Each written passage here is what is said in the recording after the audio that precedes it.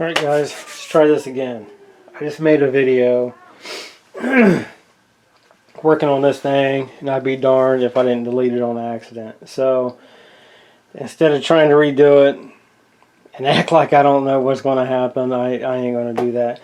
So this one, I made a video of it a while back, and we dug it out of the shed. This is the 2002 31cc 17-inch cut Ryobi. It's a 765R model, and we've done it before. It had the busted throttle trigger assembly on it, and we dug it out of the shed, fired it up, it'd run, it'd die. I think we tried it a couple times, and this, it was one of those things that got set aside. So dug it out, started messing with it because I found one for parts. I actually had two of these. I had a straight shaft and a curved shaft. I think the curved shaft one I got rid of.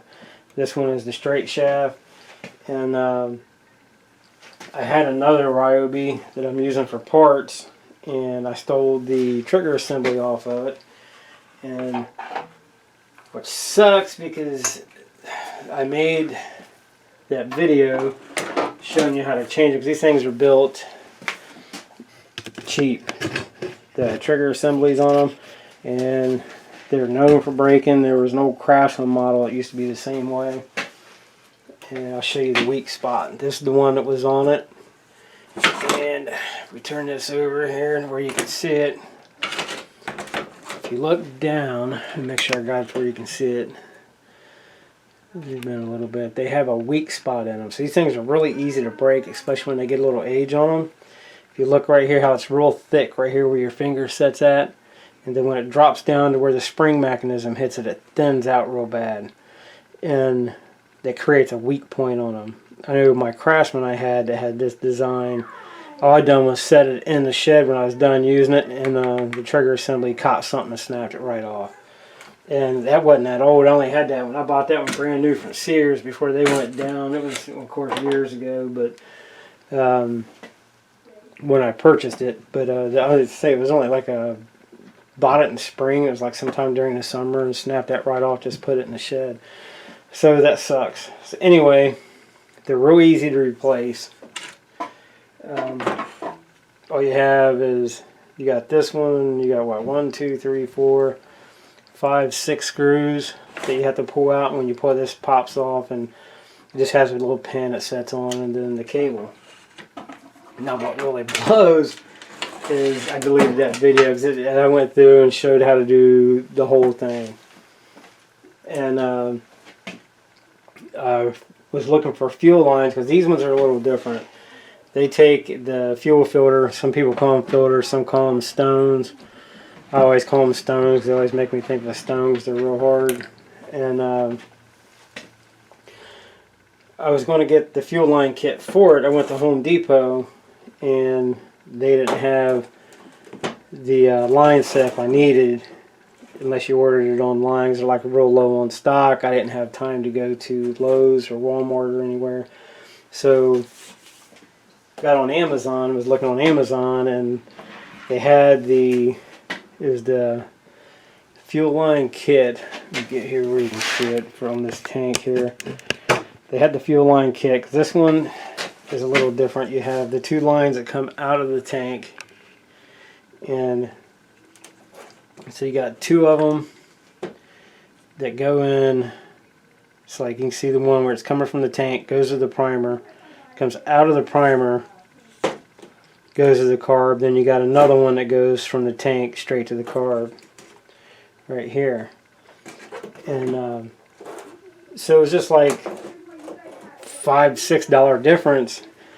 And there were some people on Amazon that was selling a full, what they considered fuel tune-up kit, which consisted of it came with the new carburetor.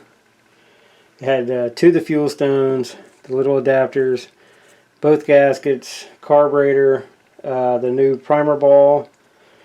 Some people call them surge balls, primer balls, whatever you want to call them. Everybody's different. Yes, it was the carb. It's like 4 foot of line. It actually came with the green line, the black line if you needed it. It's a little It's thicker, but the internal diameter is smaller, but the outer diameter is real thick. So it came with both lines and a new air filter, which was nice. So it came with a new air filter, which there was nothing wrong with this one. So it came with a new air filter, so it was a complete fuel carb kit and a new spark plug. So what happened was, put everything, took it apart, cleaned the trimmer up, and it actually cleaned up pretty nice. It's a little dirty now from gas, but I cleaned up all the plastic on it, and which it cleaned up pretty decent considering this thing's going on, what, 20 years old. It cleaned up pretty decent. And so anyway, I get it all back together. I take it outside so we can try to start it, see if it would run, and notice a little bit of a fuel leak. Well, when I first I didn't, because there was nothing wrong with this one with the primer, so I didn't change it. Left the old one in, started getting a gas leak. I was like, alright, must be the primer ball. So I went ahead, came back in, changed it out, put the new one in, took it back outside to try to start it. Sure enough, it's leaking fuel even worse. So come back in, rip it apart. The only thing I could think of was, first is I had a tank leaking up here around the line where these ones are a little bit different. They pop through, or the line goes through, and it goes onto the fuel filter, and it presses on. Then you got to pull it down through the hole, and then you have this little plastic ring that goes up there and puts a little bit of tension around the fuel line to help hold it in place. So I was thinking, oh, it must be where it's leaking fuel at. Come down here, rip it apart. Sure enough, that's not the deal. It's the tank actually, if I can get some light here, I'll show you. The tank actually has a crack in it. And if I can get that to zoom in, I'll show you exactly where it's at. The good thing about this is I have another tank. I'm pretty sure that it'll fit it. If I can get it, I'll show you. It was depressing because it actually fired up. I'm thinking about putting the old carb back on it and trying it. Just saving this new one. If it runs good, then I'll just save the new one for something else. There's no sense in wasting it. But, oh, man. Oh, come on, man. Let's see here. There we go. But there's a crack. Instead of being along the seam of here from where it was manufactured, there's actually a light crack. If I can get up here without blocking the light out, but it'll leak, and it comes straight down, like it'll start right in here and then go across about right here. It took me a minute to figure that out because every time I tipped it up, I kept thinking it was the fuel line. I don't know if I can get it to, let me see if I can get it without blocking the light here. I'll show you.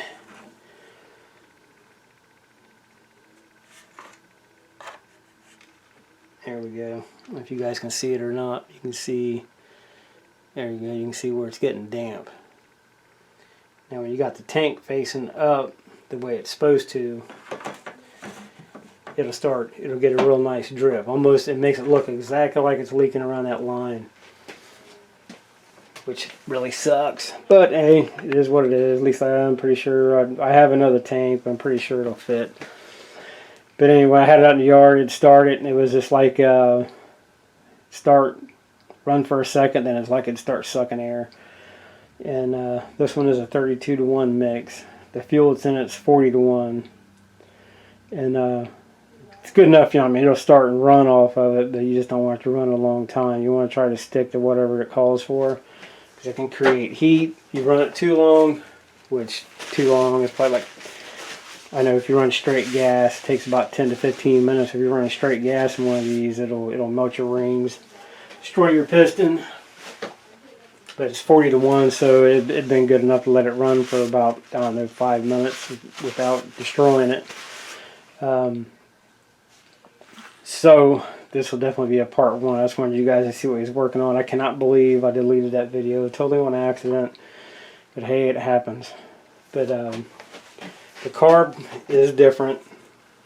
It's well, I ordered it and it calls for it. You can see on this one here, this is the carb that was originally on it. You can see how you have your air fuel mixture. Now the one that came in the kit is a carb for one of these. It's like an updated version. It has, instead of the air fuel mixture on it, is like kind of some of the newer style ones. They call these the Pac-Man adjuster. And so instead of having the plastic ones, you know, it has this one where it just slides down in there, and you know, to adjust your air fuel mixture. And so that really blows. But the good thing is, like I was saying, we have a spare tank. Hopefully it fits. But yeah, it was depressing. I couldn't believe it. But I just wanted to let you know what was going on. We'll get it fixed, and we'll go from there. Remember, for his thing's pretty good shape. 2002, so it's going on 20 years old, and I think it'll run. Oh, one of the other things I wanted to show you, how I was always telling you guys, a lot of the manufacturers use the same style equipment. I showed you that on a lot of like the Weed Eater brand weed eaters, as far as like the cases go, the carburetors go, and you know, the case. I mean, it'd be two different brands, but they look exactly alike. This shaft, this is a one-piece straight shaft.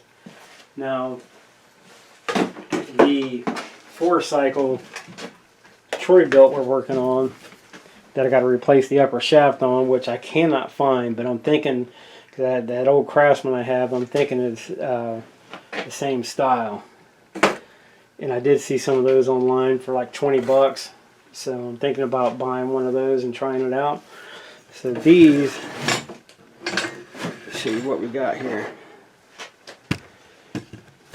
One's Troy-Bilt and one's Ryobi. Now if you look at these, the elbow right here, where it runs down to the spool head, they're identical. It's almost, well, it practically is. It's the same shield.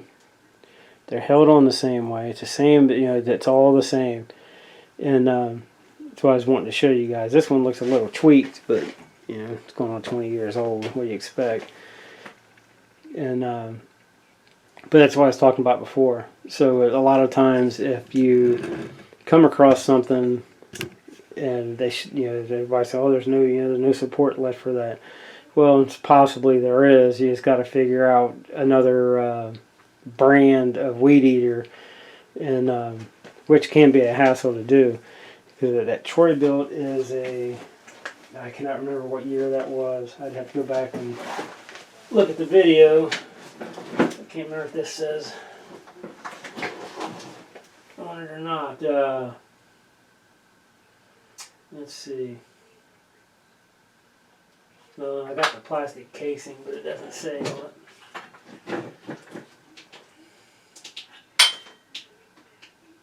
No. Anyway, I don't want to hold you guys up.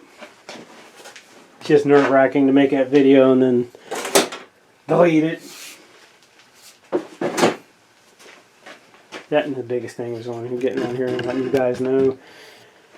Thank you very much to the recent subscribers. I really appreciate that. It's always a big help. Love it when I get a new subscriber. And just leave comments and get the word out. We're still trying to get the channel to grow, and I just wanted to get on here and tell you guys happy Thanksgiving. So tomorrow, when everybody's like half zonked out from eating too much turkey, I'll get back on this, make part 2. We'll get it out there. Well, actually it's supposed to storm tomorrow, so we'll catch a break in the rain. I'll get down here, get it together, park together, then we'll take it out and see what we got. And it's not too time consuming. I'll show you how to change that throttle trigger. It's really, really easy. And thanks for watching, guys. This video is like super boring and it sucks. I know, because man, I went in, showed you how to completely disassemble everything. We had to took this whole thing apart and cleaned it. And I mean, it was all covered in dirt, had cobwebs all through it, and you know, it is what it is, I guess. But I'll try to get it going tomorrow, and we'll go from there. I know it sucks, blah blah blah, but it's my own fault for not paying attention when I was pushing those buttons. And I got some stuff coming so we can start working on the truck, on the K20, I think, and I think I got some stuff for the K5 coming also. That took a little bit of saving some dinero there, but the truck videos are coming, so just please be patient. These are easy to do because they're cheap to work on, so it's easy for me to get out there and make videos on them. And they're kind of hard to give away this time of year, though. I mean, we're going into winter. But that's enough blabbling on. So tomorrow I'll do part 2, and can't believe that. It's very disappointing. Oh, and I've almost forgot. Anybody that watched that video for the Toro TC300, I had a suggestion on a carburetor. Actually found it on Amazon. There's a carburetor kit, so I am having my doubts. But this is actually for a 2-cycle ice auger. But they're thinking this will actually work on that Toro. And so when I get time, we'll throw this on there and see what happens. And I'm having my doubts, but I'll give it a shot. I mean, it does look a lot. It resembles the one that's on the Toro quite a bit. And I know all the hookups are the same. The fuel line, I think the diameter right here on the nipple is a little bit smaller on this one, so I don't know if I end up having to find maybe a small clamp or something to put on it to keep it from leaking. But anyway, we'll get into that when we work on the Toro. And we've got a chainsaw coming up my wife found at the thrift store today. $12. Old school, man. I got looked online. These were made from the early 70s up through like 1982 or something. It's a Homelight Super 2. But right now it won't run. Whoever donated it, for whatever reason, cut the end off the spark plug. So coil is definitely in its future. And I thought there was something else. Oh, there was another old chainsaw we'll be working on too, but wanting to get on those trucks. So I'm wanting to buy, if they have it in stock, we're going to buy a big canopy, and it'll cover the whole truck all the way around. It's like one of those they have in Harbor Freight. But enough of that. Main thing is this weed eater here, and letting you guys know happy Thanksgiving. I screwed up, deleted a really good video. The video actually came out really good, and it was short and it was to the point, so that sucks. But we'll get it tomorrow. So I'm going to leave this as part 1. It was depressing, but hey, you have it, I guess. Anyway, thanks for watching, guys. I really appreciate it, and happy Thanksgiving.